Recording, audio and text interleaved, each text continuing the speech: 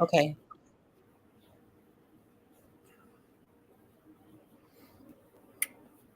Make sure everything is good over here.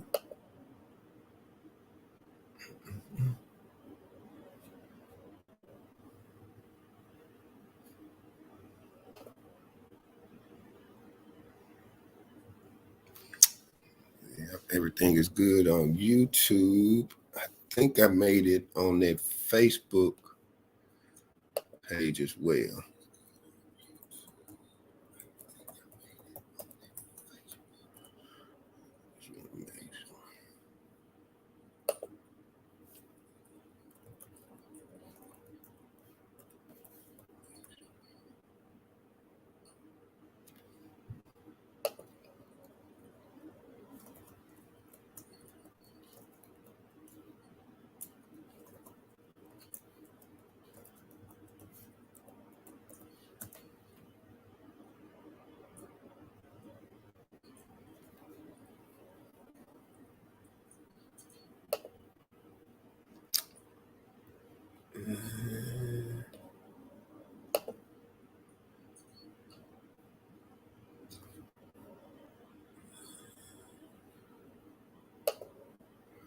Think.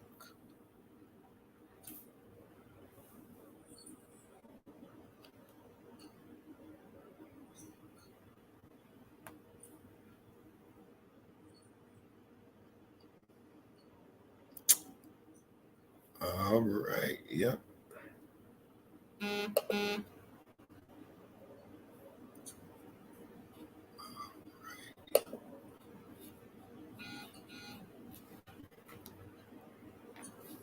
All right, Miss Cox, we are live now. We got a few more. Well, I think we got about 4 minutes to go. What time you got? I think you muted.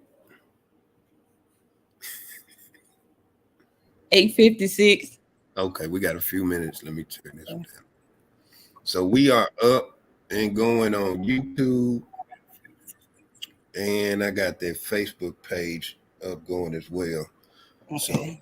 So we good to go. All right.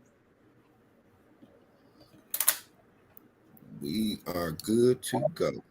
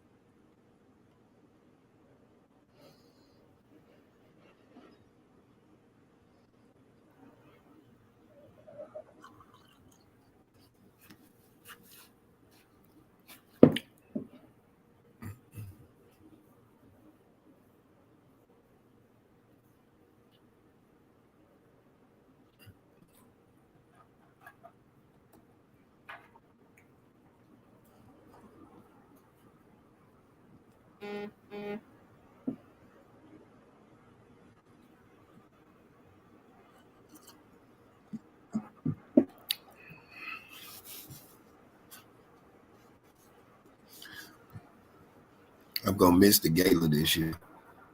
No.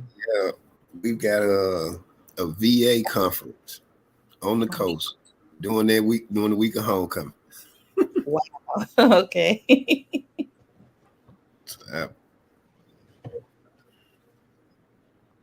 Okay, good.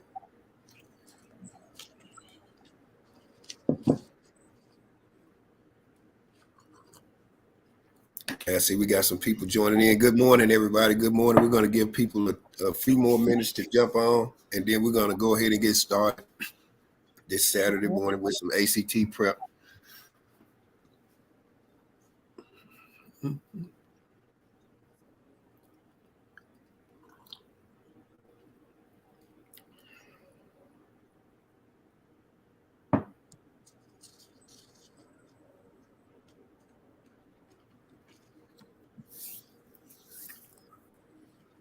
Good morning. Good morning. Thank you all for joining us. If you don't mind, I know you're already typing in your name, but let us know what school you're from as well. Let us know where you're logging in from.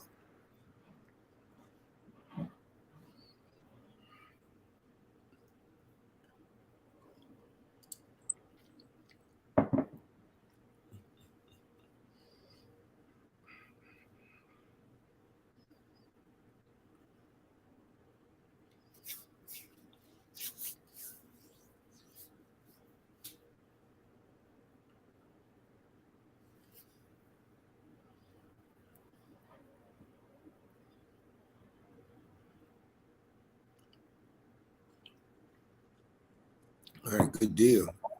Good deal. We got them coming from all over, Miss Cox. All right. Coffeeville, Amanda Ezzy, O'Bannon High School. Okay. Pearl High. Awesome. Kipper County. See, we got somebody from Cleveland Central High School. One of my neighbors, I guess. Oh, I see another Cleveland Central High School. Okay. I see Germantown High School, Clarksdale High, Tahoma Community College. All right. North Panola. Baldwin High School. Good deal. Awesome.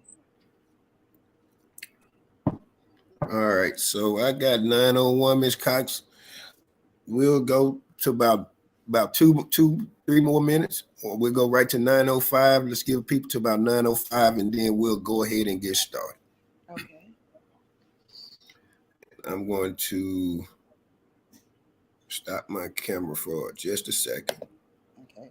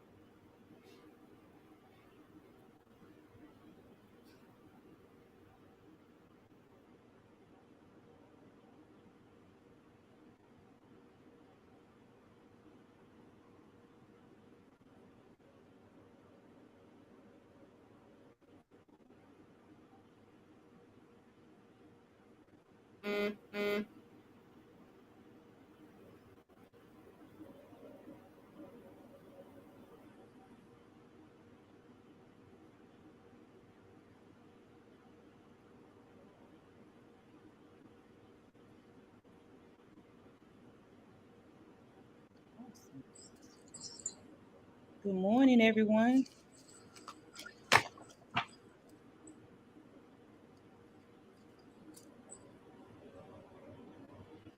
Okay, Charleston High, the Academy, Lawrence County, Heritage High. Awesome. Charleston, Macomb. Okay.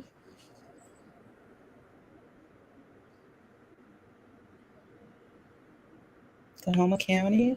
All right.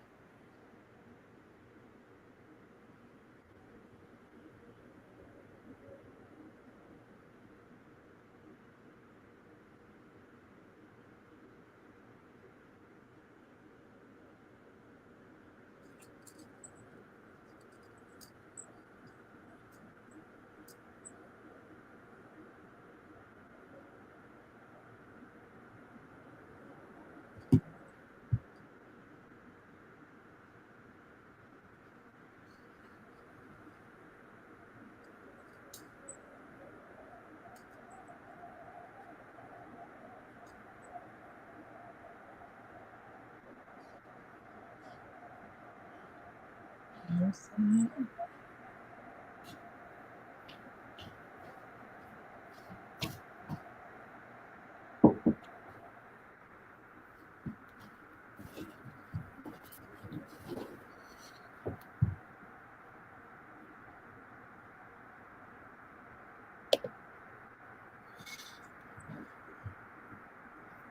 think we got a little noise in the background. All right. So, Ms. Cox, it is 9:04. 9:05 now. So it is time to get started with our ACT prep this morning. Again, welcome everybody to ACT Prep Pathway to 21. I am your host for this morning's prep session, Joseph McKee. I work at Kahoma Community College where I serve as the Director of Financial Aid, but I've been doing ACT prep now for over a decade.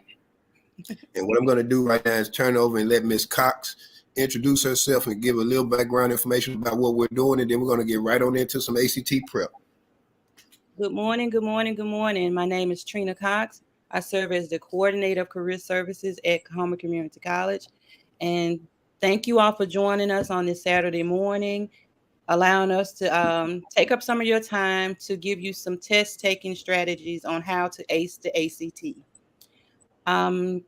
As always, we want to thank Mr. Joseph McKee for taking time out of his busy schedule to facilitate this workshop. And without further ado, let's get started. All right. So again, I'm Joseph McKee. Can everybody see the screen that I'm showing?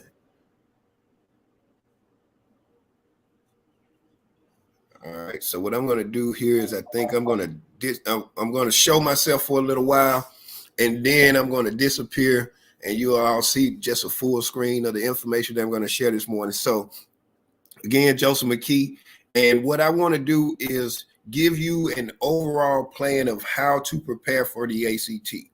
All right, so this is a little different than what some of the other ACT prep workshops you probably attend, where they focus heavily on you just getting some questions and they go through and ask you what's right and what's wrong. Well, what I've determined over time is that people need a plan of how to actually prepare for the test. So it's just like going to school and your teacher says you're going to have a test on chapters 1 through 5. You can go home and study chapters 1 through 5. With the ACT, you cannot do chapters 1 through 5. And it's simply because of how the test is made. All right. So this test brings about your ability to use concepts and strategies, or identify concepts and strategies that you've learned throughout school, and combine them in an element of where you've got to use time in order to navigate your way through the test. All right. So what we're going to focus on here today is a few things. Number one, what constitutes good ACT prep? All right. And that's constituting good ACT prep is about three things: time management, mastering a little content, and then taking practice tests. Those three things make up good and proper ACT prep. You got to know how to use the time. You got to have an understanding of some of the concepts, and then you got to take practice tests. Why is that important? Because understanding how to use your time, you're going to develop a plan on how to move through so you can get a certain number of questions right. Understanding the content is all about you going back and pulling from things that you've done from grades 1 through 8. Grades 1 through 8. And then the final piece, taking practice tests. All right. The only way you can really learn how to properly use your time and master that content on the ACT is to take practice tests. So for all of you that participate in extracurricular activities, you know exactly what I'm talking about. You have to go to practice. You run certain plays, and you run those plays over and over and over so you can develop a game plan on how you're going to attack your opponent the following week. So that's what this ACT prep session is all about. So as we move through these slides, you can jot down some of this information and put these things in your toolkit as you prepare to take the next test. So for those of you who have never taken a test before, and those of you who have, it's important that you understand what the test is made of. All right. So there are 4 components to this ACT. You got English, you got math, you got reading, and you have science. Now, in some instances, some students take that writing piece. But for our purposes, we're going to focus on English, math, reading, and science. Now, if you're looking at this screen, you see that each section has a certain number of questions, there's a certain number of passages, and then there's a certain time limit associated with each question and passage. So if we look at English, 75 questions, 5 passages, 45 minutes. If we look at math, 60 questions, 60 minutes. Then they give you a break. And after you return from that break, now you have reading and science. Both of those sections have 40 questions.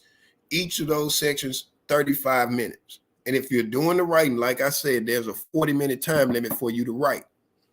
But it's important not only that you know how many questions and how much time, but what are they actually asking you to do when you go through these questions? So for English, I want each of you to know that when you're doing the English section of the ACT, you become the writer of those passages. So they're trying to test your ability to locate the errors or the mistakes that you may make when you're writing. So you become the editor. Can you find the mistakes, and do you know how to properly correct those mistakes? Not only can you find the mistakes, but can you find when no mistakes are made and when there's nothing that needs to change? Because just because something is underlined, just because something is presented, it doesn't mean that there's something wrong. So you have to become an editor. For the math is real easy when it's 3 plus 2, when it's 5 times 4. But when you add words around the math, now we have word problems. So can you solve word problems? Now, the key with solving word problems, you're going to have to rely on some reading skills. So then you got your reading test, where it's testing your ability to take the passages that's presented in front of you, and can you pull the main idea? Can you pull the supporting details to get the correct answer? And the same is true with science. Can you read scientific information? Can you read a table? Can you read a chart? Can you read a graph? And can you pull from that information and get the correct answer? So those 4 things, editing, solving word problems, reading comprehension, and understanding scientific information, those are the 4 skills that you're being assessed on with the ACT. Now, the problem is you have to do it in a certain amount of time. So as we move through these slides, I'm going to give you a plan on how to use your time. Then I'm going to give you a structured way on how to navigate through each question. And then I'm going to give you a plan of action of what to do to master and prepare for each section of the ACT. But here's what you got to do first. You got to figure out what type of score you want to get. So for this session, we're talking about a pathway to 21. And why do I focus on a 21? It's not that we're not trying to get you to get a higher score. But what I know is this, a 21, and I work at a community college, a 21 can pretty much get you a full scholarship. You can get full tuition, you can get your books, you can get your fees, depending on the school you attend. But a 21 is a great way to get scholarship to help you pay for school. It's also important in the state of Mississippi for placement purposes. So you have to have certain scores on the English section and on the math section in order to take certain courses when you get to college. By getting a 21, it ensures that you don't have to take any of those developmental or remedial courses that don't count towards your major. So in order to get to a 21, you need to understand that the ACT is all about how many questions you get correct. Unlike school, if you have a 60 question test and you get 30 correct, you'll make a 50 in school. But it doesn't work that way on the ACT. So I want you all to focus on this screen that's in front of you, and it's telling you how many questions you need to get right in each section. So what I would challenge each of you to do right now is to write down these numbers. So we want to get a 21. In order to get a 21 for the English section, you need to get 49 to 51 questions correct. That's 49 to 51 out of 75. So that means you can afford to miss 24 questions and still get a 21 in the English section. For math, we want to get 31 to 32 questions correct out of 60. So that means you can miss almost half of those questions and still get to the 21. For the reading and science, you want to get 22 out of the 40 questions correct. So you could get to a 21. So what we have target scores, 49 to 51 for English, 31 to 32 for math, 22 for reading and English. If you get those questions correct, the number of questions correct, you are guaranteed to get a 21 on the ACT. But now I also have the scores for 20 highlighted, because the way ACT scores your test is you take the 4 scores from each area, you add them up and divide by 4. So we are trying to get to 82 total points. So if you get 2 20s and 2 21s, that comes out to 20.5, and ACT rounds it up. They also give you super scores. So for those of you who have taken that test before and you're trying to get to a 21, you now know how many questions you need to get right in particular areas so your super score can come out to a 21. But here's your game plan. How many questions do you need to get right to get to a 21? I've just given you those numbers. I hope you've written those down. So now you got a goal that's in front of you. So as we move through the slides, we're going to talk about how you can reach these goals.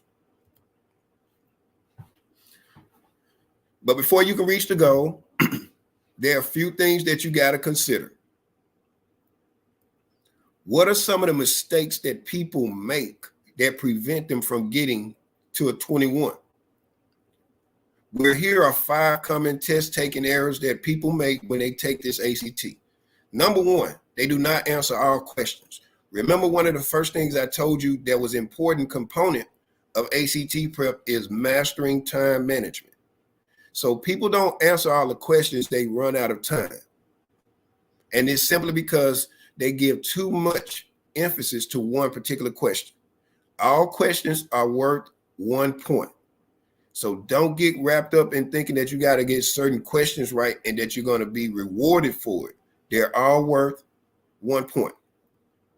Number 2, some people move through the test too fast. So they answer all the questions and they end up having 15, 20, 30 minutes left in a particular section. If you're moving too fast, then you've probably did one of the following 3 mistakes. You misread or misinterpreted the passage. If you misread or misinterpret the passage, it's probably going to lead you to misread the question. And if you misread the question, it's probably going to lead you to not consider all your answer choices. So those 5 mistakes prevent people from getting to the score that they want to get to. So through practice, you'll learn how not to run out of time. You'll learn how not to read too fast. You'll learn how not to misread or misinterpret your passages. You'll learn how not to misread your questions. And you'll also learn how not to consider all answer choices, because all of those things factor into you getting a 21. So those are common mistakes. Here are things that you're going to use throughout the test that's going to help you get through and navigate your way through the ACT. Number 1, answer all questions.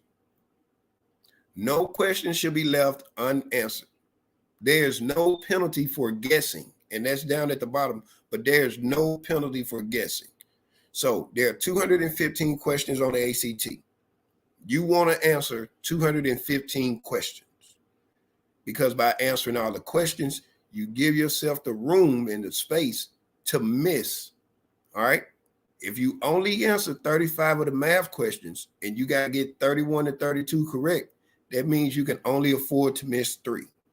And if you're not real comfortable and confident with math, then the likelihood of you only missing 3 are slim to none. So we got to answer all 60.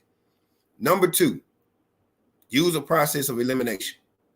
Instead of looking for the right answer first, look for the wrong answer. ACT has an ability to put all of the right, wrong answers right in front of you. And if you're not careful, you'll mark the answer that agrees with your first thought. So make sure you look for the wrong answers first and eliminate those, and then you can reduce the likelihood of getting that question wrong. Number 3, exchange for simplicity. Words that you don't know don't matter. Scratch them out as long as you understand the context in which the word is being presented. Scratch it out and replace it with something that you are comfortable with. Again, if you don't know it, that's fine. Move on to another question. Move on to another question because we want to make sure that we're being fair to every question and giving them equal time and opportunity. Number 4, determine order of difficulty. Now, the only way you're going to master determine the order of difficulty is through practice tests. Through practice tests, you're going to be able to identify what certain questions look like, certain keywords, certain thought processes, and you're going to be able to say, you know what, these are the types of questions I should do first. These are the types that I should do second. These are the types that I should do never. All right. And there are 3 different categories of questions, and we're going to talk about that in just a minute. Number 5, English, science, and reading asks for the best answer. What that means is on those sections, multiple answers can be correct, but which one is best suited for that particular question? So you've got to identify the best answer choice. Math is a little different because there can only be one correct answer for math. But English, science, and reading ask for the best question, best answer. And then the final strategy that everybody needs to use and get real comfortable, guessing on all difficult questions. I call this mark and move. What this means is within the first 10 to 15 seconds, you can usually determine whether or not you're going to be able to answer a question. If it's a question that you know you can't answer, or if it's a topic that you know you've never seen before, what you want to do is already have in mind which letter you're going to mark for all guesses. Don't change.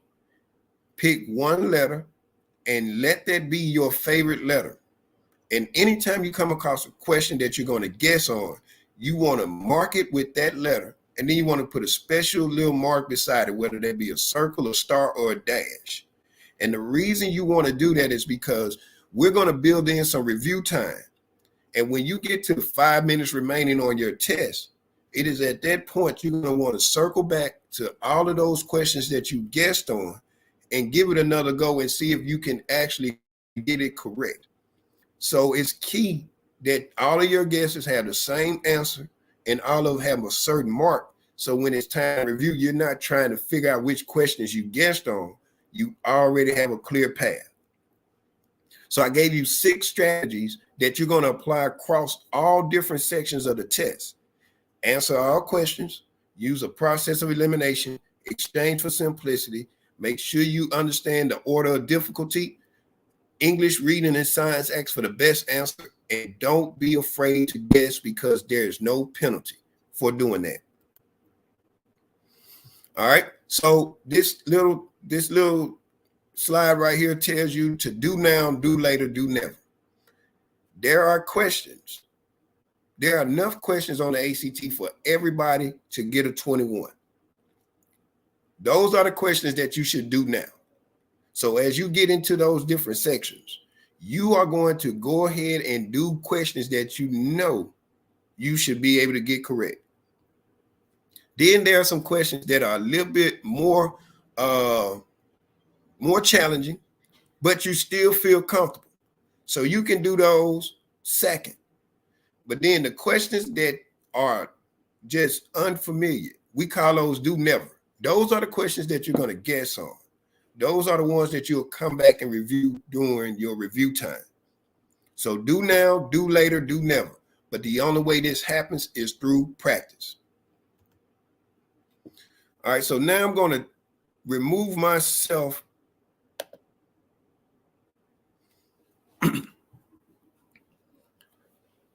So you all can focus. So now we're going to do just straight up navigating ACT English. So you got an overall overview of the test. You know how many questions you're supposed to get right in each section. You have an idea of 5 mistakes that you want to avoid. And then you have 6 strategies that you're going to apply across the test. So now what we're going to do is get into the individual sections and see how we can develop us a plan of action. So the first section is English because that's the first part of the test.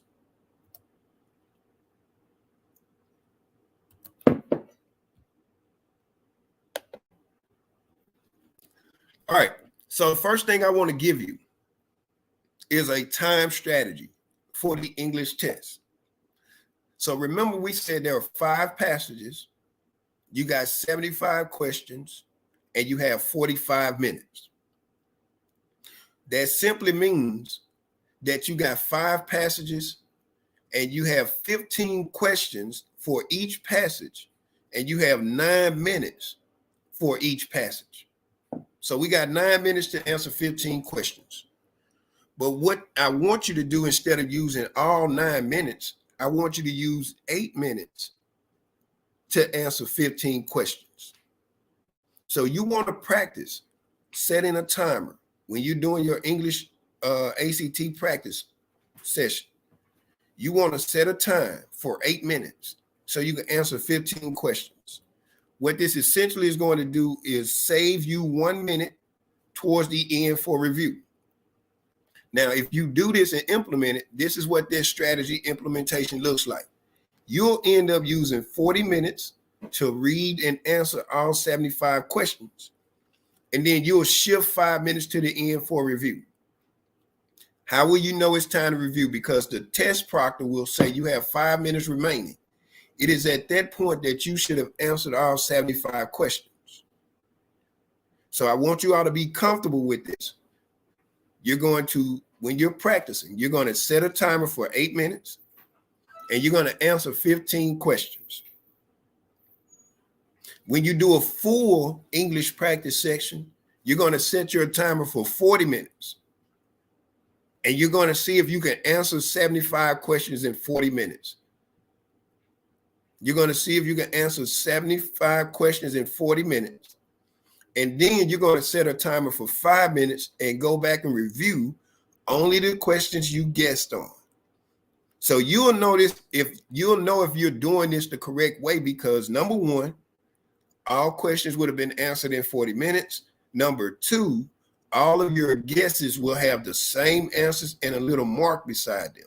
And number 3, you'll be able to go back and review just those questions. So this is you being able to navigate through the English and use proper time management. All right, so that's the time piece. Remember, the other part was I said you got to have some type of understanding of the content. So now that you know that you got 45 minutes for your 75 questions, what is it exactly that you're going to be editing or looking at or trying to correct when you go through English? Here's a breakdown of what that English section looks like.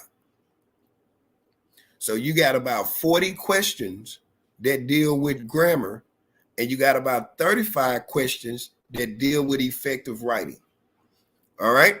So here's why English gives us so much trouble on the ACT. Most of us today communicate via our cell phones. And when we communicate, we don't type all the words out. We don't always use correct grammar. We don't always use correct punctuation. We don't always have our sentences written in complete form. We don't always have those statements organized in a proper manner. So because we don't do these things on a daily basis, we don't recognize mistakes when they're put in front of us. So what is going to have to happen during your practice sessions is you're going to have to get real comfortable. You're going to have to get real comfortable reviewing punctuations. Now, I can tell you right now, the one punctuation mark that they're really looking to assess you on is the use of commas. The use of commas. So about 15% of the questions on there deal with something with commas, about 20 questions, if I'm not mistaken, 15 to 20 questions. So if you're not comfortable or familiar with comma rules, you want to go and make sure you review that content. But keep in mind, they're not going to ask you what is a noun, what's a pronoun, was an adverb or an adjective. You got to understand how those components are used. But you definitely need to know how to properly use commas. All right. As far as the rhetorical skills, do you understand how to properly transition from one thought to another thought? Are subject and verbs agreeing with each other? So this is what you're being assessed on. These are the types of questions that you're being asked to correct when you get to the English section of the ACT. So that's the breakdown. 40 dealing with grammar, 35 dealing with your writing skills. All right. So these are the 4 types of questions that you're generally going to be asked when you're looking at the ACT English. Number 1, is it using correct punctuation? Number 2, is it using the correct form or word? Number 3, logic questions. Is the correct relationship between 2 parts of a sentence or paragraph? Number 2, is their relationship contrasting or not contrasting? And then the 4th type of question has to deal with main idea and interpretation questions. So again, remember, using correct punctuation, is that comma in the right place? Using correct form of word, are you using present tense or past tense? Number 3, is there a logical relationship between 2 parts of a sentence? And this is generally dealing with subject-verb agreement. And then number 4, the main idea and interpretation questions. So generally those ask about the entire passage as a whole. So as you take the English practice test, you're going to come across these different types of questions, and you're going to have to get comfortable answering them. So how do you get comfortable answering those types of questions? Well, this is what you're going to do. You got to ask yourself 3 things. So there's going to be questions, and it's going to have certain words or certain parts of the statement underlined. Ask yourself 3 things. Number 1, does it belong? Does this statement, do these words, does this punctuation actually belong in this statement? The second question, does this sound like proper English? And sometimes what sounds like proper English isn't correct. And I don't have this example on my slide, but here's a quick example. The class is preparing for their trip. So if you had a question that says the class is preparing for their trip, most people would say that sounds like proper English. But the noun in there is class. So class is singular. The pronoun that is associated with it is their. So there is plural. So that would make that incorrect. So the correct way to say that would be the class is preparing for its trip. So we got to make sure that we understand those grammar rules. And then the final thing, does it make sense? Sometimes things are put in place and they don't have anything to do with the statement or with the passage. So if it doesn't make sense, then it doesn't belong. And it probably doesn't sound like proper English. And at that point, you will know that a change needs to be made. So if you answer no to any one of those three questions that you ask yourself, then you know you need to make a change with one of those answer choices. Now, number two, when in doubt, take it out. So this goes back to the top one with those three questions. If you have any reservation about that underlying portion, take it out. And then what you want to do is look to see if the answer choices that are presented are shorter than what's already written. Because if the answer choices are longer than what's already in the passage, then ACT doesn't want you to make any changes. They like clear, concise answers. So the shortest answer is usually the best answer. Remember, we said the English asks for the best answer. So the shortest answer is usually the best answer. But now you got to be careful and not be too influenced by answer choices. Just because something is underlined, it doesn't mean that there needs to be change. Just because something is long and wordy, it doesn't mean that it needs to be changed. So don't be too influenced by the answer and be comfortable with no change. So out of the 75 questions, 15 of those questions are probably going to have an answer choice of no change. You'll probably have about 15 questions with no change.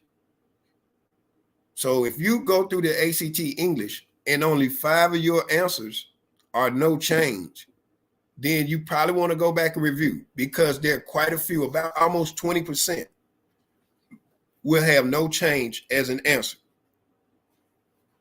So this is the process of elimination.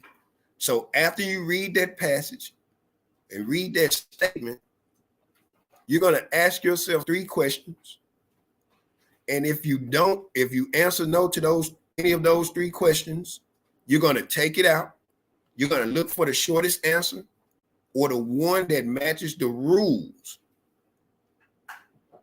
And if nothing needs to change, be comfortable marking no change. Be comfortable marking no change. All right. So I'm going to give you some grammar rules, some quick rules that I think you probably want to get familiar with, because these are the things that you're being assessed on. Top grammar rules. One deals with subject-verb agreement. The other one deals with pronoun and noun agreement. So anytime you see a verb underlined, you have to match it to its subject. So we've all heard subject-verb agreement. We've all heard subject-verb agreement. But what ACT likes to do is this. They will separate the subject and the verb. So they'll have about 3 to 5 words between that subject and that verb, and you've got to be able to make the connection. So that's a top grammar rule, subject-verb agreement. Go back and get familiar with it. Number 2, pronoun and noun agreement. The example I just gave you, where it says the class is preparing for their trip. So when you see a pronoun, make sure it agrees with the noun it refers to. In that instance, there was trying to refer to class, but it was not correct because one was singular and the other was plural. And then remember that someone, everyone, or everybody need a singular pronoun. It is easy to think just because we're saying someone, everyone, or everybody that it is plural, but it is actually singular. So subject-verb agreement, pronoun and noun agreement, those are the 2 top grammar rules that you want to get familiar with. And as far as sentence structure, because remember 35 of those questions have to deal with how you are organizing your writing. So misplaced modifiers. If there's a word or phrase describing something, make sure it is close enough to the word that it's supposed to modify, and then faulty parallelism. Now, I know I may be going a little bit quick with those rules, but these are just some things that you probably want to review, because you can't really go and study for the English section. You got to know grammar rules. You got to know sentence structure rules. But the only way you're going to get comfortable with this part of the test is you got to take some practice English tests. You got to take practice English tests, and you got to do it in a certain way. So I've given you, for the English section, I've given you a time strategy, time management strategy. I've shown you exactly what type of questions they're going to ask you. I've shown you a process of elimination, what to do to get through those, to get to the answers. And then I've given you a couple of rules that you want to focus on. So how do you do this on a daily basis? Always simulate the test environment. So you're going to enter into what I call a 1-hour lab session. And this is for learn, apply, and build. You learn the strategies, you apply them during practice, and you build on them through daily practice. So simulate the testing environment for English. You're going to set your timer. So remember, I said 8 minutes. You're going to answer 15 questions. Make sure you know the type of question that you're answering. Make sure you apply the appropriate grammar or sentence structure rules. Make sure you apply the process of elimination. What you want to do once you finish, you want to take those answers. First, you want to make sure and see that you've answered every question within those 8 minutes. Then you want to go and look and see how many of those questions you got right. Now, however many questions you get right for that particular passage, I want you to multiply it times 5, and it gives you a projection of how many you're going to get correct. So if you get 9 out of those 15 questions, and you multiply 9 times 5, that's 45 questions. So you're projected to get 45 questions right on the English section. And we already know we need to get 51 to 52. So that means we got to do a little more practice. And at that point, you're going to look and identify your strengths, and you're going to look at the questions that you got wrong and go and review some content related to those questions. You do this every day. You're going to do this every day until you get comfortable enough moving through that test, until you're getting an average of 10 to 11 questions right per passage. That's the goal, to average 10 to 11 correct questions per passage. 10 questions gives us 50, 11 gives us 55. If you do that, and if you start to get 10 to 11 right during your practice sessions, you're going to be comfortable enough when you go into the test, and you're going to be able to answer all 75 questions in 40 minutes and use 5 minutes to review on those guesses, and you'll get your 21 on the English section of the test. All right. If you have any questions, make sure you put them in the chat. But that's your plan of action for English. All right. So after English, we go through math. And this is the section that gives people the most difficulty, because most people have a poor relationship with math.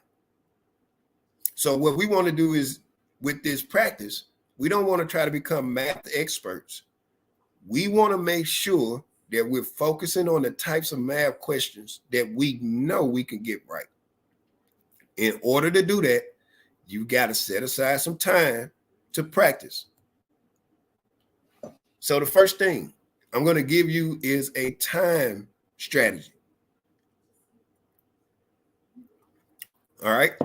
So you got 60 questions and you got 60 minutes.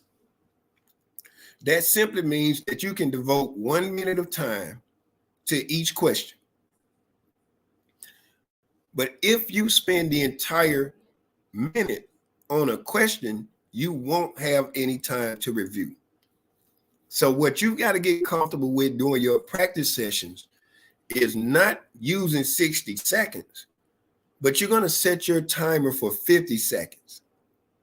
So each question, you're going to dedicate 50 seconds to answer. What you're simply doing is shifting 10 seconds or saving 10 seconds to the end for review.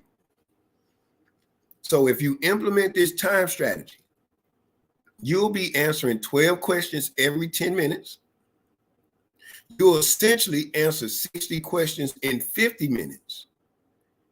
That means you'll build in 10 minutes to review. Now, I think most people can benefit from 10 minutes of review time for the math section. But since they're not going to give you any additional time, you got to be able to build it in. So you got to get comfortable answering a math question in 50 seconds. So you can be able to do 50 minutes and answer 60 questions. And then when it's time for review, when that test proctor says you got 5 minutes remaining, you'll already be 5 minutes into reviewing those questions that you guessed on. So don't overthink it. There are no extra rewards for spending 5 minutes on a math question. So I hope you've written down that you're going to use 50 seconds for a question. You'll have 10 questions every 10 minutes. You'll have 60 questions in 50 minutes, and you'll have 10 minutes for review. This is your time management, time pacing, and shifting strategy. Just like the English, now we need to know what is it exactly that they'll be looking for on the math section of the ACT. Believe it or not, the math section really focuses on skills that you learned by 8th grade. And I know on this slide, you see trigonometry, you see plane geometry, you see coordinate geometry, you see all these different things. But the basis of math is really your ability to add, multiply, subtract, and divide. Everybody learns that by the 8th grade. If that's the case, then there are at least about 30 to 40 questions on this test that require that you really have an understanding of how to add, multiply, subtract, and divide. Here are 6 types of questions on that math test. Pre-algebra, elementary algebra, and intermediate algebra.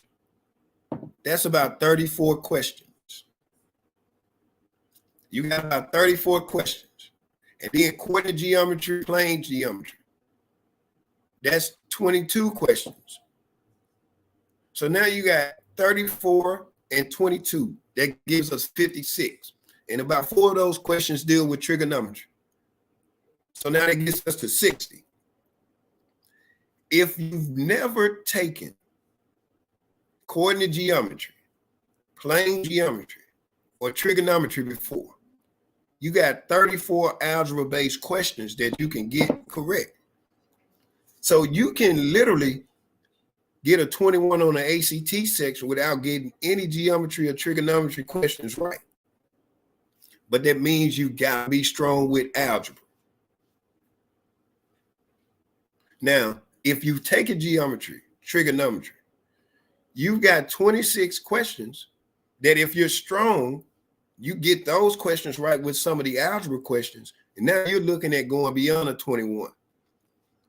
But those algebra-based questions that everybody has already taken, those skills have already been presented. You got enough questions in place to be able to get 30 to 31 questions right. If we do that, we get a 21. But what you got to do is you got to have a plan, because most people with the math section don't have a plan on what to do. So I'm going to give you 5 steps that you can use for every math question. It doesn't mean that you'll have to use the 5 steps all the time, because some questions you'll be able to figure out the answer immediately. Some questions you won't touch because they are do never questions. But the bulk of the questions, you'll use these 5 steps. They're very simple, but important. Number 1, read the problem. Remember, we said that the math section tests your ability to solve word problems. So you've got to be able to read that problem, identify what is important, and pull those things out. So after reading the problem, what's going to help you identify what is important is you got to ask 3 questions. And after you ask those 3 questions, you'll be able to pull out the important details, and you'll be able to set up an equation. All right. And I'm going to give you what that point of that POE strategy is in just a second. Give me 1 second, Robert. So then you'll use a POE strategy, process of elimination. And once you have used that, you'll be able to answer the question. But the first 3 steps are very important. So let's look at those. The first step, read the problem. Now, during your practice sessions, you're going to be able to figure out one of these 3 things. Some math is for everybody. So that's pretty much those algebra-based questions. They're straightforward and can be answered quickly. They are considered easy and should be answered correctly. There are too many questions on this section that people get wrong that they should get right. And part of it is because they spend too much time on other questions and they start moving through quickly when it's time for the test almost end, and they're just marking. But you got to be able to read it. So it's straightforward and it's for everybody. But then some of these math problems are just for some people. If you see a word problem, it's going to challenge your ability to translate it into equations. So you must be able to identify key variables to set up that equation correctly. And then you got math for a few. This is for the people that have never taken trigonometry or some geometry. If you see this type of problem and you automatically know this is not my type of math, the last statement says don't get stuck on these problems. Guess. Don't get stuck. Guess. Some math on that test isn't for people. You can't do trigonometry if you've never taken it, and that's okay. Guess on it. But the first type of question, the math for everybody, it's about 30 to 40 problems that everybody should be able to look at, read them, pull out the information, and get them correct. So step 1 is to read that problem. Step 2 is all about asking 3 questions. So once you've read that problem, you got to ask yourself, what are they looking for? That's generally found at the end of that problem or that question. All right? That's the last statement. They're going to tell you what they're looking for. Number 2, you're going to ask yourself what's missing. So if they're looking for something, as I've read this problem and I've gotten these details, you start to realize that if something is missing in the details that prevents you from giving them what they're looking for. But then question number 3, in reading that problem, you're going to be able to identify what you already know. All right. So I want you to think about what we're saying here. After you've read that problem, you're going to ask yourself, what are they looking for? You're going to ask yourself, what is preventing me from giving them what they're looking for? And then you're going to ask yourself, well, what do I already know that can help me give them what they're looking for? 3 important questions. And this is where your reading comprehension comes in. So now, after you asked yourself those 3 questions, you then have to be able to set up an equation. You've got to be able to set up an equation. All right. So for time purposes, I already have the equation set up. But if we read through this, we see 200 technicians went to a conference in August. If there were 30 more men than women at the conference, how many women attended the conference? All right. So we've read this problem. This is a word problem, so it may be a little difficult, but it is kind of straightforward. So everybody really should be able to do this. So we've read the problem. So now we got to ask 3 questions. What are they looking for? They want to know how many women attended the conference. What do we not know? We do not know how many men. We don't know the number of men that actually attended the conference. But what we do know is this. There are 200 people total, and there are 30 more men than women. So if we take that, we can now say we'll let W equal to the number of women, and then we'll let W plus 30 equal to men, because there are 30 more men than women. And anytime we see the word more, that generally means that we are adding. If we see the word less, that means we are subtracting. But we got 30 more men than women. So now we've got W plus 30. That means women plus men is equal to 200. So we've got this equation set up now. And because we got this equation set up now, we can now give them what they're looking for. But step 1 was to read this problem. Step 2 was to ask 3 questions. And step 3 was to properly set up an equation.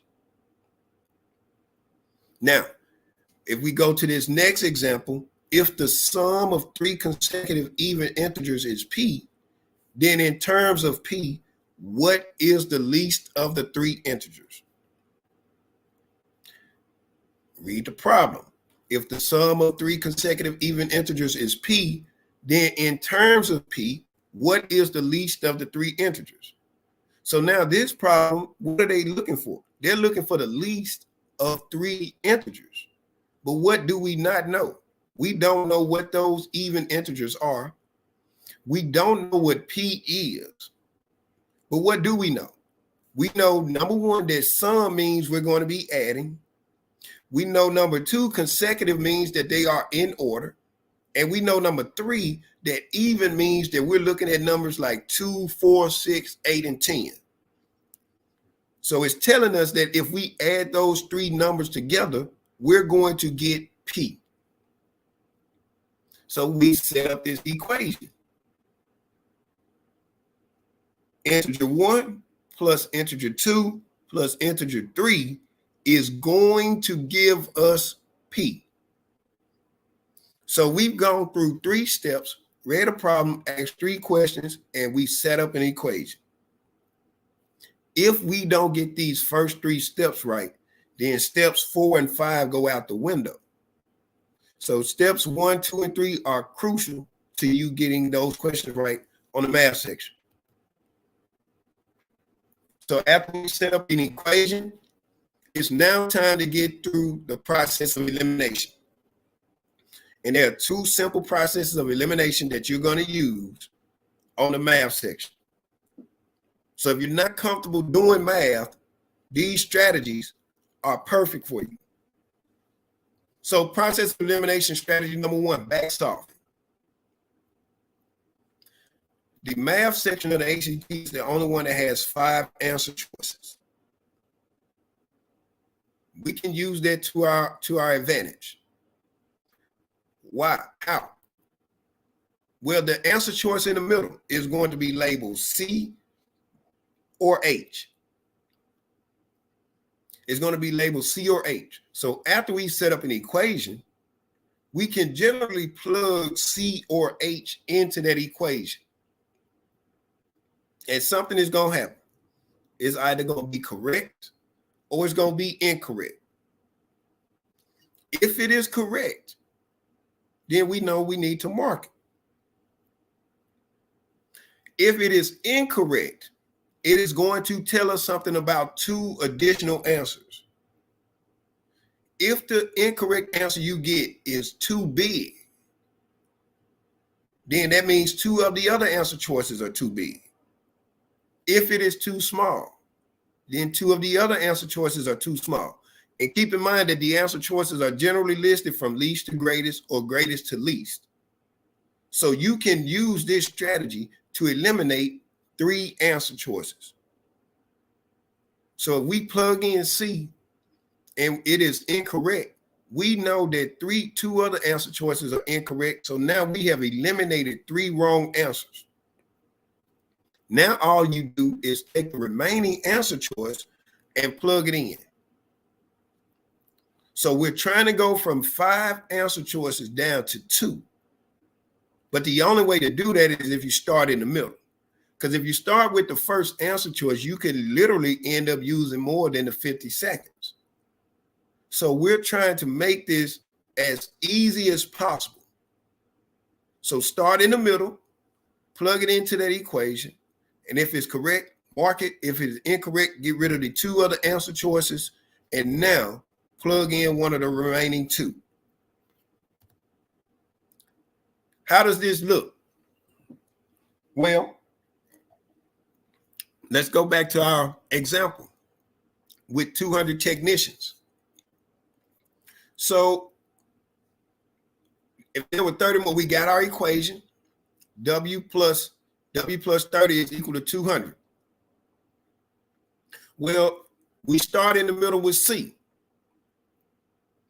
And if you start in the middle with C, you'll plug in 100. So now you'll plug in 100 for W. If you plug in 100 for W, you'll end up with 100 plus 130 equal to 200. You end up with 230 plus is equal to 230. So we know that 100 is too big.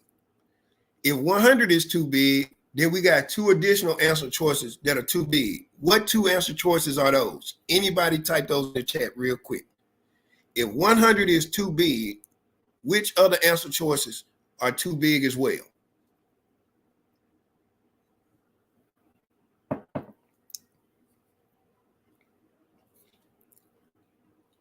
All right, D and E. Correct. D and E are too big because 115 and 170 are bigger than 100. So now we've gotten rid of 3 answer choices. All we have to do now is plug in either A or B. And if we plug in A, we now have 60 plus 60 plus 30 is equal to 200. We end up with 60 plus 90 is equal to 200, and that gives us 150 is equal to 200. So now A is too small. That means the only answer choice that is left is B. All right. So I want you all to follow what we did. We started with C. We plugged it in. We found out it was too big. So we got rid of D and E as well. And then we went back and we chose between A and B. I happened to choose A, which turned out to be incorrect. So now the only answer choice that's left is B. All right. But you got to be comfortable doing this. The key to this was making sure the problem was set up correct. And then we started right in the middle. There are several opportunities on the test to use this strategy. Don't be afraid to do it, but get comfortable with it, and you'll be able to know when to do it if you practice. So that's back solving. The other strategy is you're going to be able to plug in your own numbers. All right.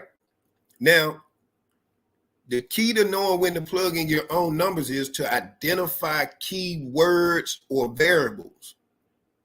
So if you see variables in your problem, in the answer choices, or if you see a phrase like in terms of, it's a good indication that you're going to be able to plug in your own numbers into the equation. All right.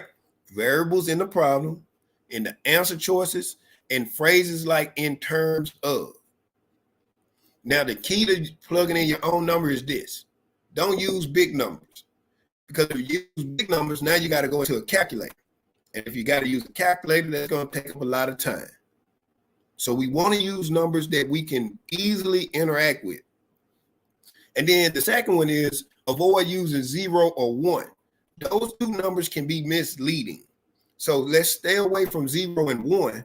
And let's move and use numbers like 2, 3, 4, and 5. Some of those smaller numbers that don't require you to actually pick up a calculator, that you can do the basic adding, multiplying, subtracting, and dividing. But you got to look for when to do this. And those 3 things at the top, variables in the problem, in the answer choices, and phrases like in terms of. All right. Those give you the indication that you need to plug in your own number. So let's go back to our example where we had the 3 consecutive even integers. All right. So the first thing we had to do was we had to set up this equation so we could find out what P was. And as you can see, I chose 4, 6, and 8 because those are consecutive even integers. And remember, consecutive means they come right behind each other. So when I put in 4, 6, and 8, P became 18. So now look at my answer choices. My answer choices have variables in there. My problem had in terms of P. So that let me know that I got a chance to use my own numbers. And I chose to plug in 4, 6, and 8. So now we got P is equal to 18. Remember what the question is asking us. It is asking us what is the least of the 3 integers. So now our 3 integers are 4, 6, and 8. We're being asked which one of these answer choices is going to give us 4. Because 4 is the least out of 4, 6, and 8. Which of the answer choices is going to give us 4? So this is what it looks like. So we plugged in our own numbers. Now we can go back and we can actually do some back solving. If we start in the middle with C, we get 18 divided by 3, and that is going to give us 6. So 6 is not the least out of 4, 6, and 8. So if C is incorrect, which other 2 answer choices would be incorrect?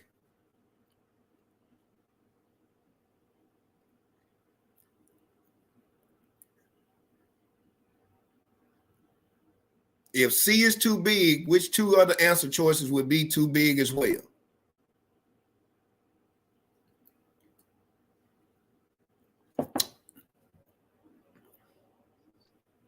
Anybody want to give it a try? D and E, you're correct. D and E because we're adding to P with D and E. So now all we do is choose between A and B, and we choose A. 18 minus 6 is 12. 12 divided by 3 is 4. So the answer would be A. All right. So again, the first thing we did, we saw that in terms of, so we got a chance to use our own numbers. We use the skills that we know. We know how to add, multiply, subtract, and divide. We found out what P was, and then we did some back solving. All right. This takes time. This takes practice. So when you're sitting down doing your math practice tests, practice questions, look for opportunities to back solve and plug in your own numbers. All right. So in addition to that, here are about 5 formulas that you want to get familiar with for the math section of the ACT. Area of a triangle, the Pythagorean theorem, the area of a circle, area of a square and rectangle, and the area of a trapezoid. 1, 2, and 4 are definitely some formulas you want to get familiar with. Everybody has come into contact with formulas 1, 2, and 4. Everybody has some experience with the Pythagorean theorem, the area of a triangle, and the area of a square or rectangle. Everybody has experience, so everybody is expected to know those particular formulas.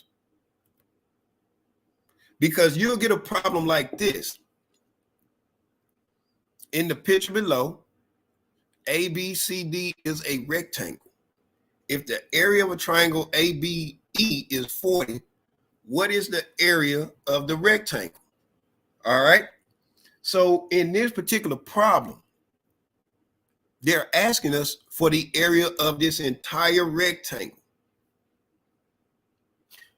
But there's something we don't know. We know the formula for the area of a rectangle, and it is areas equal to base times height. All right. What we don't know is we don't know the length of our base, but we do know the height. The height is 8. We know that part of the base is 4. All right. We also know the area of that triangle is 40. So just by using that information, the first thing that we got to do, there's a piece between A and D. We know part of it is 4, but we got to get the other piece. So in order to do this, we take this triangle. And I'm sorry, you all, I can't write on my screen, but we take this triangle that has triangle ABE, that's 40, and we would set up a formula that says area is equal to 1/2 base times height. And that would give us the area is going to equal to 1/2 of 8 times x, because we don't know what the base is for that triangle. So if we go through this problem, we'll end up finding out that the base of that triangle is 10. So now we end up with 10 plus 4 is equal to 14.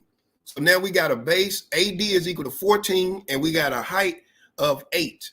So the area of that rectangle is going to be 8 times 14, and the answer would be 112. But there are a few things you needed to know. You needed to know the area of the rectangle. You needed to know the formula for area of a triangle. If you knew those two formulas, then you're able to answer this question. All right. So get familiar with those formulas. Be comfortable going through 5 steps to answer math questions. Get comfortable answering those questions in 50 seconds. How are you going to do that? It's the same as with the English.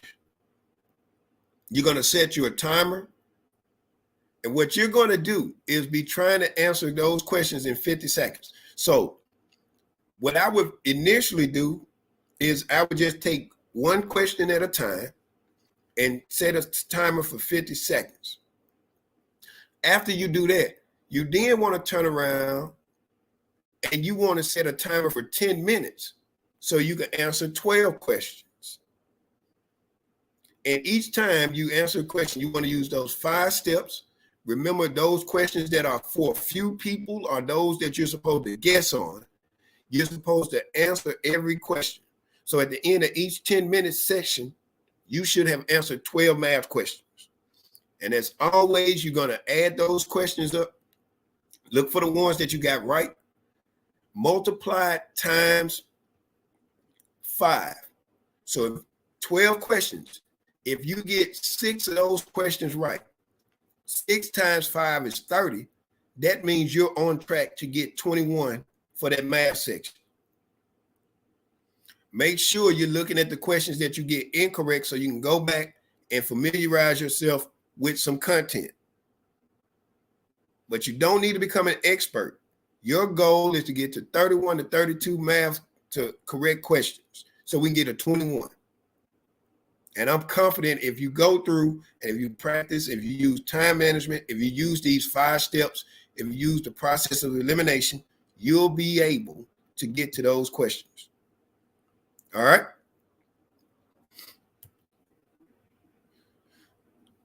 So it's about 10:13. So there are a few, these last 2 sections, the reading and the science, they go hand in hand. All right, they go hand in hand. So after you've taken that math section, you get about a 10 to 15 minute break and you got to come back in and now you got to do some reading.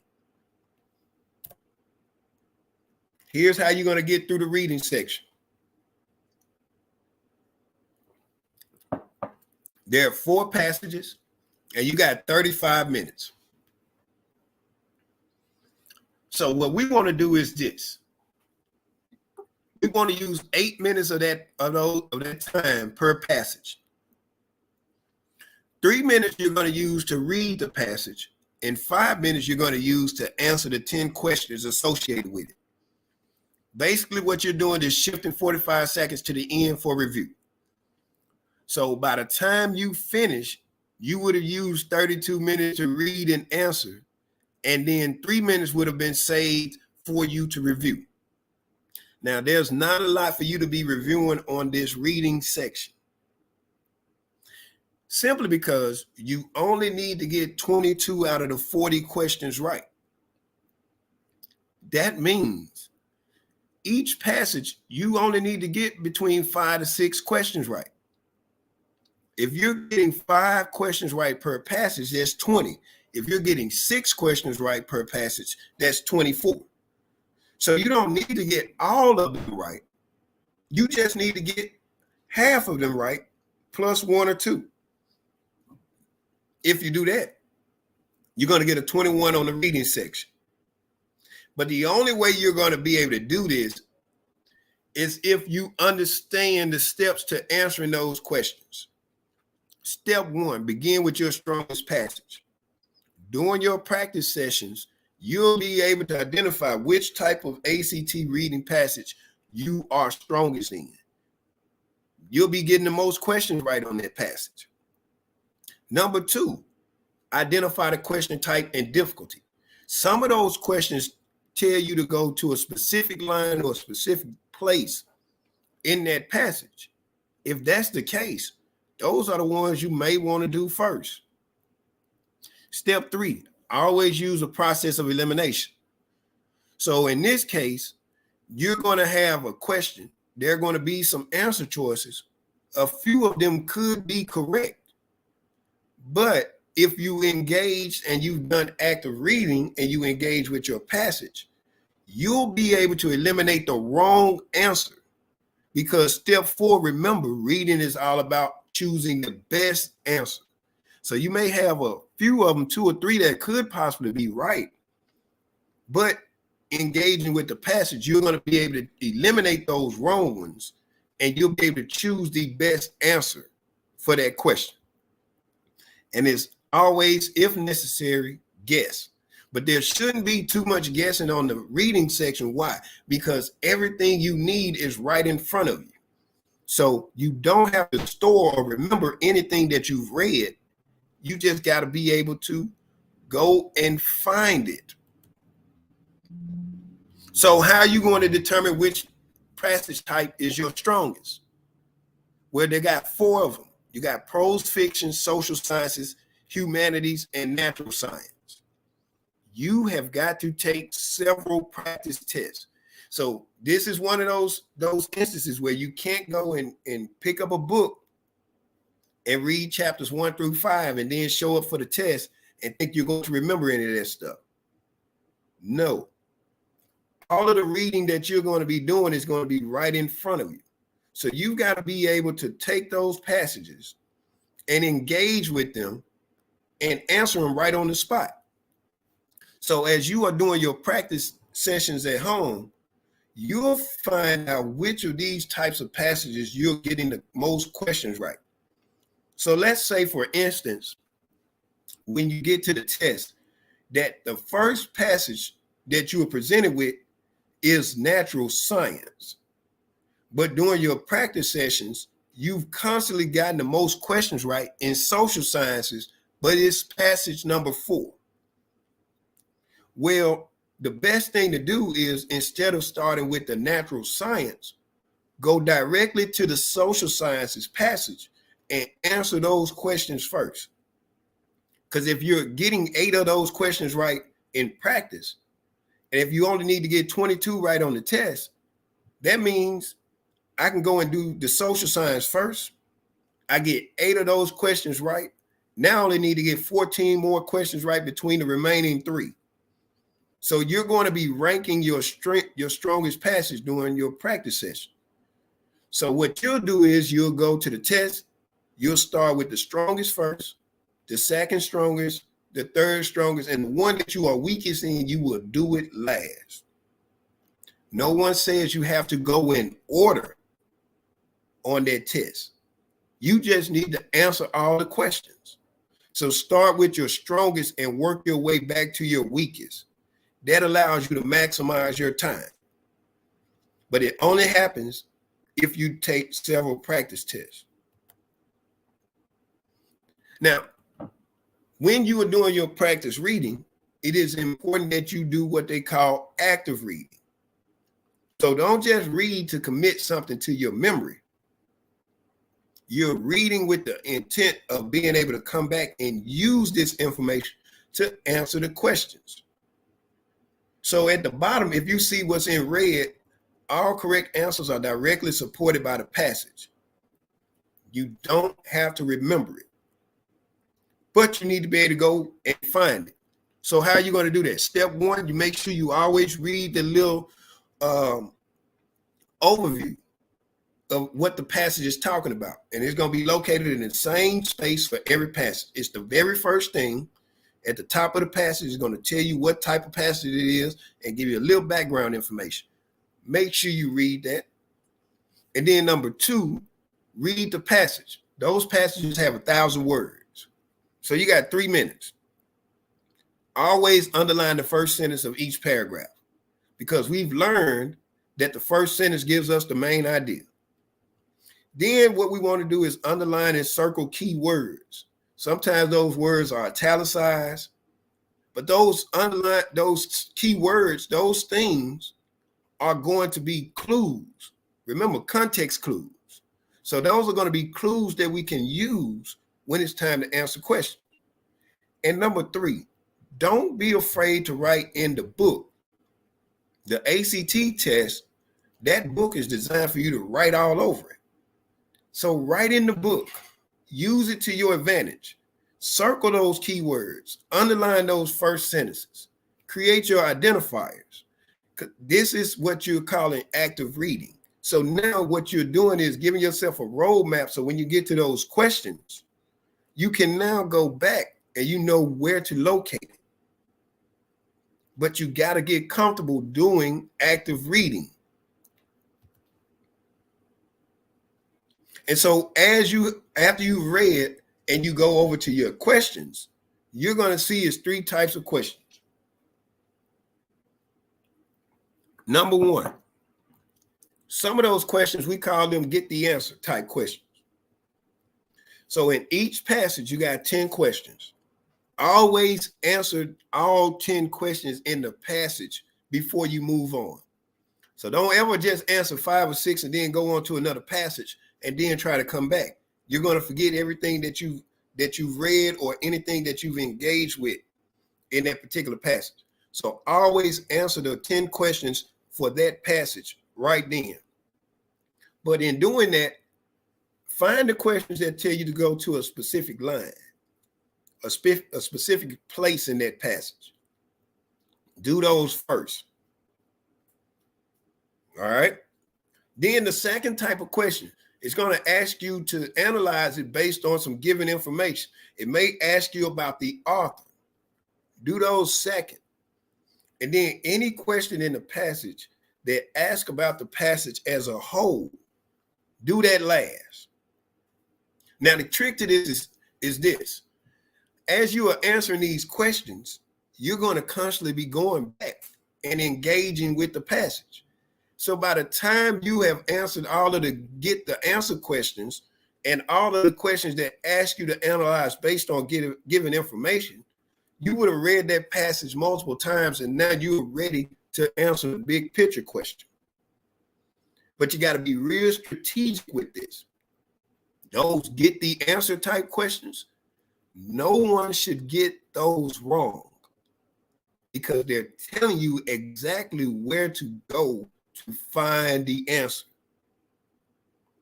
Again, if there's a question that says go to line number 3 or line 15, the answer is going to be somewhere in between line 13 and line 17, 2 lines above and 2 lines below. But they're telling you exactly where to go. Use that to your advantage. This is an open book test that everybody should be able to at least get half of those questions. And when I say that, I'm saying it in a way that I know everybody can do this. Now, you know the types of questions. Remember, we said we always gotta get familiar with the difficulty. So as you can look at this spectrum, questions that go from one word, one sentence to a paragraph and a whole passage determines the level of difficulty. So any question that's asking you about one word or one sentence, you should be able to do those real quick. Those are the more easy and specific type questions that you can definitely go to the passage and find support. As you're starting to get into those questions about the paragraph or the passage as a whole, you'll know, you know what? If the third question asks you about the whole passage, let me save that one to the end. Let me skip over that one right now. Let me go and find one of these other questions that's asking me about a specific word or a sentence. But you got to get comfortable doing it. This is a part of the overall game plan. This is a part of the prep. So determining your question difficulty, and that's going to tell you the manner in which you should answer them when you're engaging with a particular passage. So again, just because it's questions 1, 2, 3, 4, 5, 6, 7, 8, 9, 10, doesn't mean you have to go in that order. Your goal is to answer all 10 questions for a passage, but you want to make sure you're answering those easy questions first within that passage, and then move on to the more difficult ones. If you do that, I have no doubt that you'll be able to answer at least 5 to 6 questions correctly on each section, each passage, and get the score you need. So how does this work? Just like anything else, simulate the test environment. Set your timer based on the content area. So you're going to do one reading passage. Start out by doing one reading passage and set it for 8 minutes. Get the number of questions you got right, multiply it times 4, and that gives you a projection. So if you got 4 questions right for a passage, and you multiply it times 4, that's only going to give you 16. That's not enough to get a 21. So that means you're going to have to go and look and see which questions you're getting right and which ones you're getting incorrect. If you're getting the bulk of the more specific questions wrong, those that tell you to go to a specific line, you've got to work on that, because those are the ones that are going to allow you to get to that 21 more so than the questions that ask you about the passage as a whole. So every day you're going to be doing something with reading so you can identify which is the strongest passage, which is the weakest. So when you get ready to take the test, you already know, regardless of where that passage lies in that section, this is where I'm starting first. This is what I'm going to do second. This is the passage I'm going to do third. And this is the passage I'm going to do last. If you do those things, then the 21 on the reading section won't be difficult. So that's reading. And now we're at science. So just like the reading section, the science works the same way. Only this time, instead of you having 4 passages, you got about 6 or 7, and you got 40 questions and you got 35 minutes. But these are different types. So you have what they call conflicting viewpoints. And this is where you got 2 different researchers that are presenting a research topic from 2 differing perspectives. This is generally the most difficult one. It requires the most time. About 6 minutes on average is what you want to dedicate to conflict and viewpoint type of passage. Then you have research summary.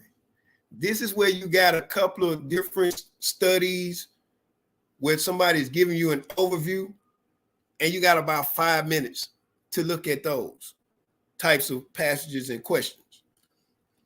And then you have what they call data representation. You're presented with a table, you're presented with a chart, you're presented with a graph, and you've got to read what that table, that chart, or that graph is saying, and then you give some answers. That is deemed to be the easiest type of science question or passage. So it requires the least amount of time, 4 minutes. By implementing a strategy, you'll use 32 minutes to read and answer. And then you have 3 minutes shifted for review. And if you notice, with the reading and the science, you only have about 3 minutes to review. And it's because the answers for the reading and the science are right in the passages. It's right in the tables, right in the charts, right in the graphs. So you got a little bit more information to work with for reading and science. And if you read that information that is in front of you, then you won't have any problem. Now, before I go a little any further, I want you to know that you do not have to be an expert in chemistry, physics, biology, zoology, A&P. You don't have to be an expert in any of those science subject matters, but you do need to know how to read a table, chart, or graph, or read some passages. That's it. So how do you do this? You got 5 steps to answering your science questions. Number 1, determine your passage type. So during your practices, you're going to find out which type of passage you're getting the most questions right. If it's conflict and viewpoints, guess what? Go start with that one first. If you're getting the bulk of your data representation passages correct, go start with those types of questions, passages first. So always identify your strongest passage type. Once you've done that, make sure you skim the passages. So just like the reading section, you got to use active reading, underlining keywords, circling key concepts, variables, things of that nature. Skim the passages and underline things that are important. Number 3, make sure you review the charts and graphs. So if there's a table, a chart, or a graph that's presented with that passage, review it, look at it, see what it is trying to tell you. Then go to step 4. Look at your questions. Now, some folks will tell you to go to the questions first and then go to the passage. But if you don't know what the questions are asking about, it doesn't do you any good. So for me, engage with the passage first, then look at the questions. The question is going to tell you whether or not you need to go to a specific chart or graph, a specific study, or a specific viewpoint. Use that to your advantage. And then, as always, use the process of elimination. Look for incorrect answers to eliminate, and then choose the best answer remaining. 5 steps. Determine the passage type you're engaging with, skim those passages, review those charts and graphs, review the questions, and then use the process of elimination to get to the best answer. That's it. If you do those things, then it's no problem with you getting 22 questions right, 20 to 22 questions right to get that 21.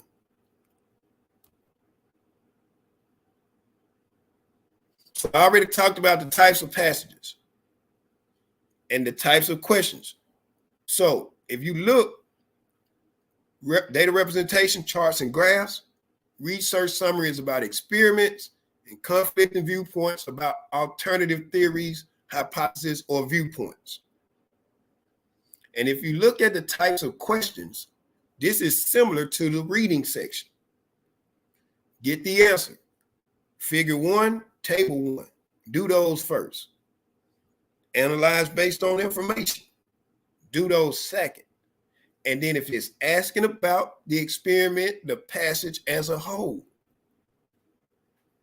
do that one last. It's the most difficult one to do. But this is all you have to do with science. So get comfortable reading charts and graphs, looking at experiments and alternative theories or viewpoints. So what are we talking about when we look at charts and graphs? Well, this is an example of what you're going to see on the test. Here's a table and here's a chart. So you got a chart over here talking about plants for sun and shade. It's got some variable on the side on the y-axis. It's talking about growth rate, and on the x-axis it's talking about sun exposure. So if you were taking a test, this table will be be important for you to read and understand. What's the growth rate? What is the sun exposure at a particular growth rate? That's what it's telling you. If we look at the other example, it's about study 3. So that means there are at least 2 other studies. So it's giving you study 3, and then it's giving you a table. So if there was a question that says table 1, you're going to look at table 1. If it's a question about study 3, you're going to look at study 3. You won't look at study 1 or study 2. But now, there may be questions asking you to compare study 1 to study 2 and study 3. There will be some key words that you'll be looking at. And so at that point, all you'll be doing is going back and interacting with this table to see what it is actually saying to you. All right, that's it. So when you come across those tables, those charts and graphs, what are you trying to do? The first thing you're trying to do is, what are the variables? So you're looking at your y-axis, you're looking at your x-axis. It's going to tell you what those variables are. Then it's going to tell you how they're being measured. And then it's going to tell you something overall. So you're reading those charts and graphs for 3 things: to see what the variables are, how they're measured, and what it is telling you. That's it. Nothing more, nothing less. So at this point, you're going to be going back and relying on some skills you've already mastered from grades 1 through 8. When you learn what happens on your graph, when the X is increasing and the Y is increasing, you've learned those things before. You've learned what bar graphs are. You know what a pie graph is. All of these things you've seen before. Now you're going to be assessed. Can you take what is in front of you? And if we give you a specific question, a specific location to go and look, can you go to that location and can you bring us back the best answer? If you do that, you won't have any problems. So how do you do this? It's the same thing you did for the math, the English, and the reading. You're going to simulate the test environment. You're going to set your timer based on the content area. So depending on the type of passage that you're practicing on, that's how you'll set your timer. Remember, if it's conflicting viewpoints, you're going to use 6 minutes. If it's research experiment, research summary, you're going to use 5 minutes. If it's data representation, you're going to use 4 minutes. Always complete each type of science passage. Answer every question. Always engage in active reading, and always use those 5 steps. Know the type of passage that you're doing. Skim, read the charts and graphs, review the questions, and then use the process of elimination. Once you're done, all you got to do is get the total number of answers you got right, multiply it times 6. That will tell you how many questions you're projected to get right. And if you get 4 questions right for every 6 passage, that's 24. That gives you enough to get a 21 on the science section. All right? And then, as always, look for your strengths and areas for improvement. The passage type that you are weakest in, go back and review it some more so you can at least try to increase the number of questions you're getting right.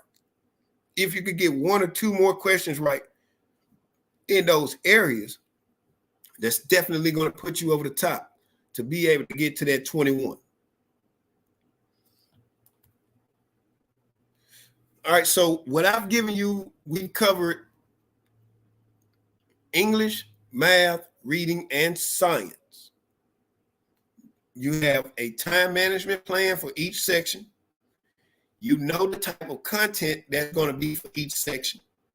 You have a structured step-by-step process for answering each question in those sections. And then you got an overall plan on how to implement the time management strategy, the content understanding component, and the practice questions to create you a very structured and organized way of practicing to get yourself prepared. But now you also need some resources to do this. So I recommend these 3 resources right here. Number 1, the ACT Math Workout Book. Now, this particular book is one you can find on Amazon, but I like it because it's going to give you a breakdown of the concepts you need to focus on to get to that 21. So certain things you don't need to even worry about. You need to master the basic concepts that will get you to a 21. So I recommend that you get this particular book and use it to get familiar with the content, the concepts. All right. This is to familiarize yourself with the mathematic concepts. But then after you use that, you then want to go and get the official ACT prep guide. This is a big, thick red book. And the reason why I recommend this is because the people that make the ACT test are the ones that make this book. And it contains some additional strategies, but it also contains like 5 full-fledged practice tests. And if I'm not mistaken, there's an online question bank where you get access to some additional ACT questions for practice. So I use that book and I take the very first practice test that's in that book and I use it to do my daily practice sessions. And then I use the other tests as full-fledged practice type environments. So some of those tests I'm going to use, and I'm going to wake up on a Saturday morning and I'm going to take an actual ACT test and I'll score it. But that very first test is designed for you to use it to do your daily lab sessions. So you get comfortable. You learn, apply, and build those strategies with the first test and practice every day. And then you use the other 4 tests to do full-fledged test sessions. And then the third resource is one that everybody can go and download from ACT website. The Preparing for the ACT 21-22 practice test. It may be the 22-23. They're pretty much the same, but you can download that right now. Take that practice test and use it as a baseline for where you need to improve. So download the Preparing for ACT 21-22 practice test. Take that full-length test with the timer, score it, see where you're strongest, and identify your areas for improvement. And then from there, you will now use the other resources. You'll know which content to go and review. Then you'll come back and you'll use the official ACT prep guide to continue to practice. And then maybe once or twice, you're going to do full-fledged tests. So those are the resources that you can use. Now, you can purchase anything else, but these are the 3 that I recommend. Now, once you're comfortable with the individual sections, you're now ready to put them all together. So 1 hour. This is what I'm recommending. I'm recommending 1 hour. And each time you do your 1 hour, you're going to be setting your time. So if you look, your hour practice session, you're going to do 1 English passage. You're going to do 12 math questions. You're going to do 1 reading passage, and you're going to do 1 science passage. So that takes up about 32 minutes of that hour. The other 28 minutes you're using to score and see how many questions you got right, how many questions you got wrong. After you have figured out how many you got right and how many you got wrong, you then want to take it and look at those areas where you're not so strong and go and review the content or the concepts associated with those weaknesses. So if you're constantly getting those questions wrong about commas, go get familiar with the comma rules. If you're constantly getting questions wrong around subject-verb agreement, go familiarize yourself with those rules. If you're getting those basic questions wrong with math, go and look at that math ACT, that math workout book. If you're getting the passages right with charts and graphs, go get familiar on reading charts and graphs. But you're going to do this every day. You do this every day, and you'll get comfortable. You're building muscle memory. Doing something every day for 10 minutes a day, every 24 hours for 7 consecutive days increases your ability to retain information. So I want you to hear what I just said. You do something 10 minutes a day, every 24 hours for 7 consecutive days. Your ability to retain it increases tremendously. So you're trying to build your muscle memory, and you're trying to get yourself to a space that when you walk into the test, you're not thinking about what to do, but you already know what to do. So some final thoughts. You cannot study the content. All right. So I tell you to go and review, but you can't study. There's no book that you can go and study chapters 1 through 5. You can only prepare. All right. So what we're going to do is we set us a goal of a 21. If your goal is higher, that is great. Go for it. But we got to go. Number 2, you got to be consistent with your prep. So you can't do ACT prep today and then not do anything for a week, 2 weeks, or 3 weeks and hope to be prepared. Number 3, apply the LAB approach. Learn it, apply it, and then build on it. So that's what consistent practice would do. Number 4, take at least 2 full-fledged practice tests. Why is this important? Because if you have to pay for that test, you don't want to spend your money and you're not prepared. So if you've taken the test before, what you really want to do is look to see if you're getting improvement or increases in your score with your practice test. So if you've gotten 2 to 3 points improvement on your practice test, then more than likely you're ready to take the test again. But if you're not seeing the improvements in practice, don't spend your money. Give yourself a little bit more time. And you can usually tell it if you take 2 practice tests, full-fledged practice tests, to see where you are. Always review and continue to work. And then most importantly, relax. All right. If anybody has any additional questions, this is my contact information. You can reach me at this number, or you can reach me at this email. And if time permits, I will respond and assist you in any way that I can. All right. That, Ms. Cox, is... Yes, sir.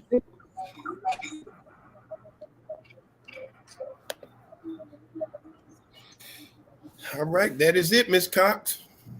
Okay. Are there any questions? For Mr. McKee? Let me put this in here.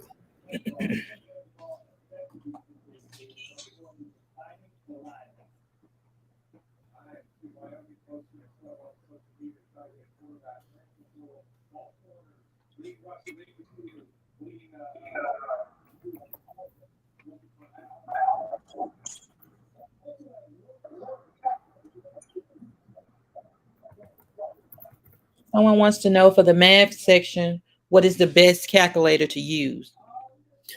I'll be honest with you. And that's, if you notice, I didn't really touch on the calculator. You honestly, the majority of those questions you don't need a calculator for. And the reason why I'm saying this is because if you use that calculator, there's a tendency to use a lot of time. So don't worry about those calculators. Focus on the questions that don't require you to have to use them. So, but if you got just a basic calculator will work, but don't try to get too wrapped up in which type of calculator you need. The majority of those questions on that math section you can do by simply setting up the equation and doing some basic math. If you don't need to use big numbers, you don't really need to use the calculator. But long as you don't have you can have a scientific calculator, but you can't have like programs and formulas already programmed in there. So you just got to go to the ACT website and they'll tell you exactly what those calculators are. But if I were you, I wouldn't really worry about it, because I've seen a student have a calculator and when the batteries went out, the student turned the entire test in because they felt like they couldn't go on. So don't worry about it. You'll be fine. Okay, any more questions?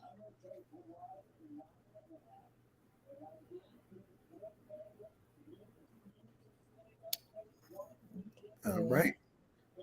Seems like we have no questions. So again, want to thank you all for joining in with us. We hope that you have enjoyed and received some good work, some good information that you can take and use for the ACT. Ms. Cox has everybody's email address. So what we may do is put together a little survey. We want you all to answer, respond to the survey. Let us know what we did good on the session, what we can improve on so we can make it better. But again, we just want to thank you all for taking the time out. We hope that you've gotten something from us today. But if there is nothing else, you all can always come back to this YouTube channel, because this video is going to be up there and you can come back and watch it on this channel. All right. All right. Ms. Cox, that's all I got. All right. Thank you all. All right. You all have a good day now. Have a great day. Enjoy the rest of your Saturday.